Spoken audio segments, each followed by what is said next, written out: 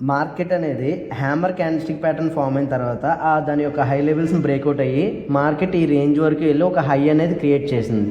ఒక high point create చేసి ఏమైంది, మార్కెట్ రిజెక్ట్ అయింది.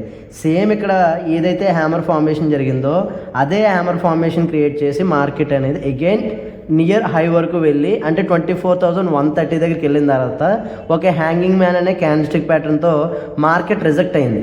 రిజెక్ట్ అయ్యి ఏమైంది, మనకి ఇది ఒక టాప్ 1 టాప్ 2 అంటే మనకి ఎం ప్యాటర్న్ కింద కానీ లేదంటే మనం డబుల్ టాప్ ప్యాటర్న్ కింద కానీ తీసుకుంటే దీని యొక్క నెక్ లైన్ ఏదైతే ఉందో ఆ నెక్ లైన్ని అండ్ 24,061 సపోర్ట్ ఏదైతే ఉందో ఆ రేంజ్ని బ్రేక్అవుట్ చేసి మార్కెట్ అనేది చాలా హెవీగా ఫాలో అవడం జరిగింది.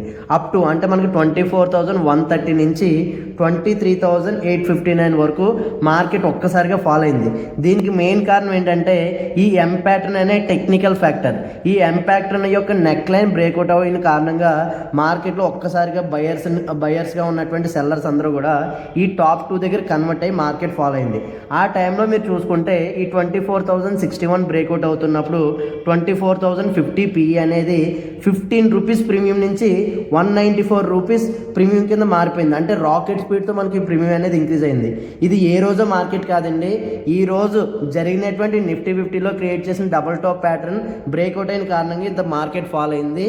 మీలో ఎవరైనా ఇవాళ మార్కెట్ యొక్క బ్రేక్ డౌన్ మూవ్ని క్యాచ్ చేసి ఉంటే కింద కామెంట్ అయితే చేయండి.